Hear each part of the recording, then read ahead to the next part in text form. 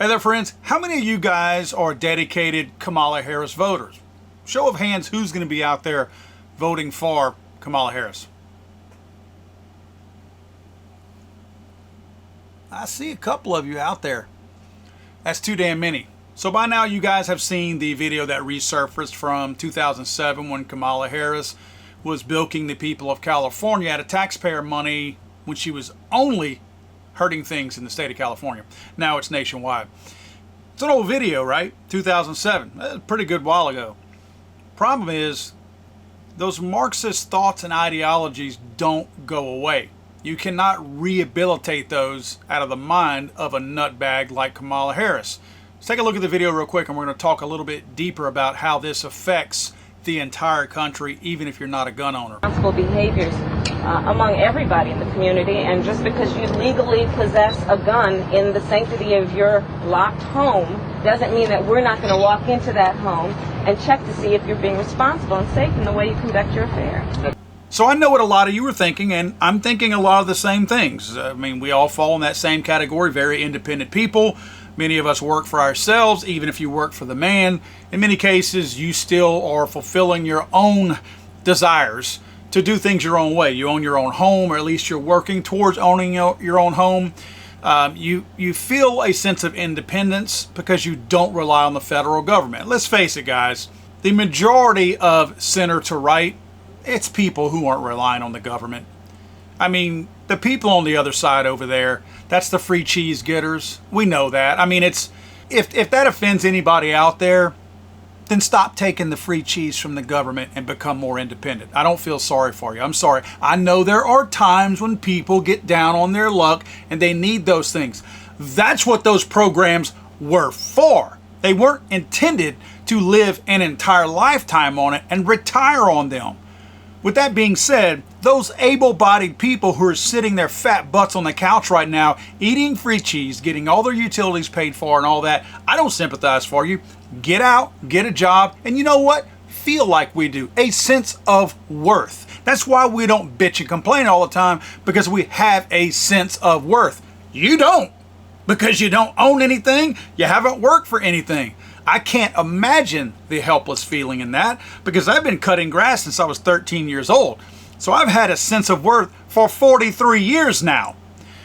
With that being said, I want you to understand why this video of Kamala Harris saying that she will come into your home and search your home without a warrant. They're going to come into your home. I know what you're thinking. You ain't coming to my home. I understand that. I understand where you're coming from. And we do have a Constitution, right? I'm not referring to the Second Amendment. I'm referring to the right to privacy. There are some caveats that would allow the federal government, or whomever, it doesn't have to be the federal government, in this case it just happens to be, to come into your home. Now, I'm going to try to make this video as short as I possibly can because it's easy to get off into the weeds, but there are a lot of moving parts to explain why the federal government would have legal reasons to be able to come into your home even if it's locked. You ever hear about the 15-minute city concept? It is a thing. The United States federal government and the globalists would love to have 15-minute cities everywhere because it allows the government to more tightly and more stringently, and really to have more oversight, but to oversee and control the people, because they're easier to get their arms around them and to contain a situation if they needed to. They pitch this as a 15-minute city enables residents to access most daily amenities within a 15 to 20-minute walk. So that's why they call it the 15-minute city. It's all based on accessing things within that time frame. So you would access these amenities with a 15 to 20-minute walk, bike, or other mode of transportation from any point in a city, town, or village, regardless of the size. The concept integrates transportation planning, urban design, mixed-use development, remember that, mixed-use development, safety on streets and sidewalks with policy making, and the real-life experience of residents to allow for more freedom of mobility and increased opportunity. So they spell it out with the illusion of freedom, but it's actually a minimalization of freedom. It's putting you into a smaller box. It's making you use government-provided transportation, tax dollars, and it allows you to access everything so it feels like You have everything at your disposal if you need it. What it does is it makes you dependent on the federal government and eliminates any sense of independence on your part. You will not be going out farming your own land. You will not be out raising your own animals, chickens, cows to provide milk. You're not going to be raising your own crops. You're not going to be farming your own crops. You're not going to be raising your own animals to feed yourself, your family, and your neighbors. All this is going to be done to say that they provide you more safety and more convenience, but it's really to meet that green agenda and, again, to control you. If you look at the bullet points, it says eliminating food deserts, expanding government services, especially emergency ones. So there again, they're saying they're going to provide these things for you. Supporting neighborhood schools, there again, government-funded schools where your kids are going to be mandated to go here. You're not going to be allowed to homeschool. Reducing carbon emissions, there's your green agenda. Rezoning street corners or high traffic areas for commercial and cultural amenities. Now that's important, that last one, the rezoning part. The reason why that's so important is because we already are seeing these shifts literally from coast to coast, California to New York, where these governors and the president even are getting involved and they're wanting to rezone areas. What I mean by that is I live in a relatively nice neighborhood. I have a gated community that I happen to live in. I worked really hard and so has my wife to live in this gated community. What they're trying to say is they will be able to and pass these resolutions that allow the zoning commissions to allow these high rises to be built right outside the gate in my community.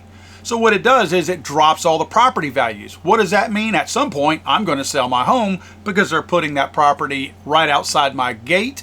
And that means that my property value tanks now. So I'm going to move to another neighborhood where they haven't yet put one of these high rises to kill all of my property value. Think I'm lying? The Biden administration and Democrats in New York, Connecticut, and other states, which includes California, are warring on local zoning laws to build high-rise apartment buildings with affordable units in tree-lined single-family neighborhoods, just like mine, just like yours. All in the name of, here we go, equity! Meaning everyone can live in a tranquil suburb, whether you've earned the money to pay for it or not. The Biden administration announced January 19th, it will require all towns across America to submit, quote, equity plans, showing how they will make it possible for low-income people to live there. So now earning, quote unquote, your right to live somewhere is going to have nothing to do with actual effort. No meritocracy here. It's going to be how lazy you can stand to be for a certain amount of time until you're able to fall into a category that makes you qualify to live in all this free cheese stuff, right? So if you want to live in my gated community, you can, if you can hold out long enough and be a piece of crap and not do anything. You're actually going to get to live here. It took me 40 years to earn and save the money to live in this neighborhood. If you can hold out that long being a lazy piece of crap, you very well might be my neighbor any day now, because the federal government prefers it that way. And all these little things that they want to do, like the lower housing costs and boost supply, all that garbage.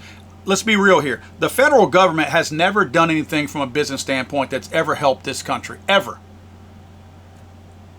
The federal government does nothing but mess up the free market. They never fix the free market. They never contribute to it. If they think throwing money into it helps anything, they're wrong. Because every time they print more money, and I know people don't like to hear that phrase, but every time they print more money and throw it at a problem, it's it's math. The cost of everything goes up. It's inflation. Your dollar is worth less, so it's going to take more of those dollars to buy the same thing, because each one of your dollars is now not worth 100 pennies. Now it's only worth 60 pennies. So you need more of those dollars to equal up to what the cost of that item needs to be, because you're only having the $1 that's worth 60% of what a full dollar used to be worth. That's the best way and the simplest way that I can explain inflation, but it is a thing. You cannot throw made up money at a problem and fix it. It is not possible. Another way they're destroying the housing market is Kamala Harris running on this on her campaign, that every new home buyer she's going to give $25,000 to. All that does is it inflates the cost of the houses. Now every house now will cost more, $25,000 more. If you have 10 houses on the market today and they all cost $200,000, well, if everybody gets an extra $25,000, that doesn't mean the house costs $25,000 less now because you got a free $25,000.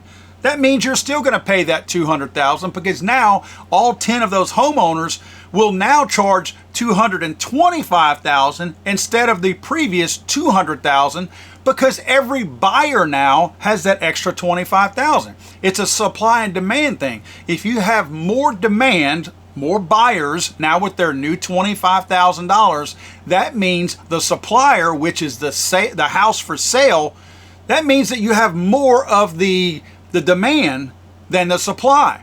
So they raise the price of the supply to make it more competitive for them. Instead of having all these people being able to buy what they want, now they're having to compete again. So the $25,000 that you got does not make you $25,000 richer.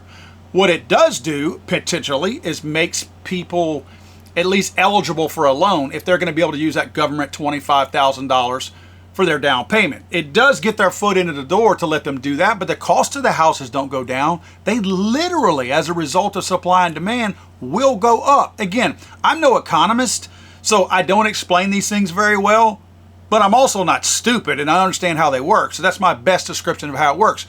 Why does that matter? Why does it matter that you're taking government money to buy this, and why do the 15-minute things matter, and why does any of this have anything to do with Kamala Harris coming into your home to search to see if your guns are stored properly?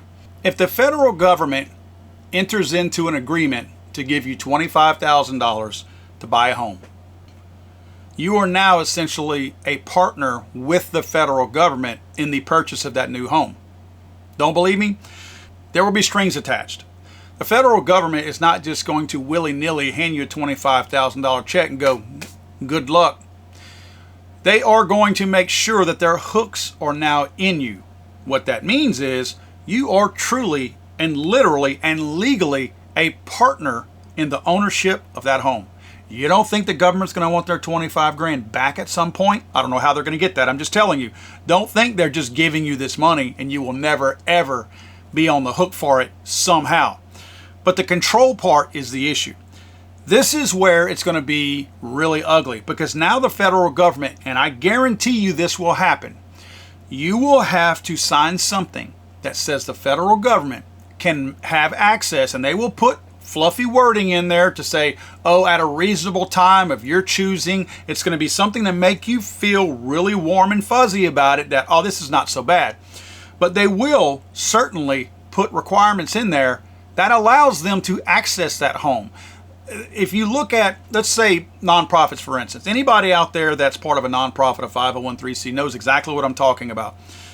By the government giving you grant money and all this other kind of stuff, there's a litany of paperwork that you have to provide back to the government to justify the fact that they gave you that money. It's not just cut and dry, here's the money, going about your business. That same requirement is going to be in place for this.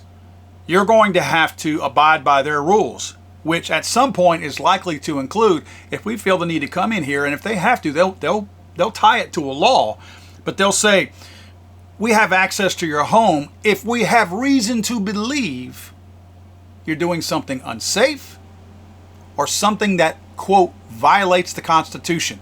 You wait and you watch for that. It's going to happen. Now, that's for the people who might take the $25,000 from the federal government. That's just one example. Another example's renters. Since COVID, the housing market is way down. You've got the influx of illegal aliens coming in from the southern border. The government is giving them money to live in your homes. In fact, there's a lot of these large corporations, not BlackRock. I want to put that myth out right now. I know BlackRock does not have many good things tied to it, but a lot of people are under misunderstanding, and it's really a weird association based on the names, that BlackRock is buying up a lot of these homes. It's not BlackRock, it's Blackstone who's buying it up. Again, two totally different companies, sound very similar, but Blackstone and a bunch of these other venture capitalist investment type companies are buying a lot of single payer homes, or single dwelling homes, and they're putting them back on the market. In many cases, they're renting them out. They're not selling them after they buy them, they're renting them. Same goes for a rental agreement.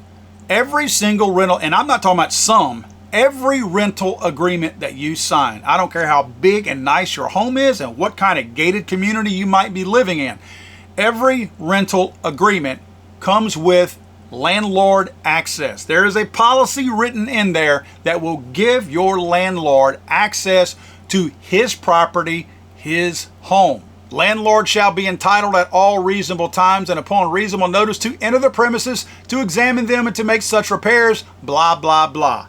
Why does that matter? That's the landlord, right? If the landlord is going to be getting this $25,000 from the federal government or doing anything else where it partners up with the federal government, whether it's grants or this type of money, there again, they are entering into a partnership with the federal government, which now gives the federal government a portion of being a landlord. So now they have access to your home, whether you know it or not. You may not even know that your landlord has entered into an agreement to borrow money or get grants or take money from the federal government and not know that the federal government is a partner with your landlord. But guess what? When they come a knocking and that key hits that doorknob and everybody you know who lives in the home is already in the home, you're going to be shocked when you open up that door and they say, hey, it's time. Guess what? It's a reasonable time. And I gave you reasonable notice whenever I left you a voicemail 30 minutes ago. Does that make enough sense? Is that tying enough of these ends together? Because all these pieces are literally in motion right now. This is not a matter of if this ever happens. These things are happening as we speak. So when you hear a video like Kamala Harris saying she's going to come into your house and search your home. Just because you legally possess a gun in the sanctity of your locked home doesn't mean that we're not going to walk into that home and check to see if you're being responsible and safe in the way you conduct your affair. There are going to be red tape and other legal means that they will use to access your home. There will not be many people that will be free from this. Now, the ones who own their own home and have no allegiance to the government, whether it be through banking systems, grants, or anything else like that, you will have your own challenges. We see it all the time now where, especially depending on who's in power in the White House, you're going to have the overstep of authority all day long, just like we see every single day now. So you're going to have your FBIs, your ATFs, IRSs, everybody's going to come a-knocking and want to access that home. And yes, they're going to violate people's constitutional rights. And yes, likely, if the courts are not packed at that point, the Supreme Court will rule. Those people, even though they will be bled all of their money from having to go to court to fight the government, they'll get off. And the government will get their hand slapped. So we'll get our way. The actual owners will get their way at that point. But it's going to be a long process and a very bumpy road along that way. In the meantime, anybody with any kind of indirect dotted line tied to the federal government, whether it again be through those grants, $25,000 that they give you free money up front, and it may be tied at some point. I've never seen what an agreement is with welfare. But it may be tied that if you're receiving any kind of government assistance, and that might include medical care, you may already be in partnership with the federal government and not know it, and have given them through a list and a stack of small print that you never read. You may have already given them access to your home. They may already have reason to be in your home. They're just not utilizing it right now. I don't understand the point that you're making. God save the Queen, man. I'm sorry, I thought this was America.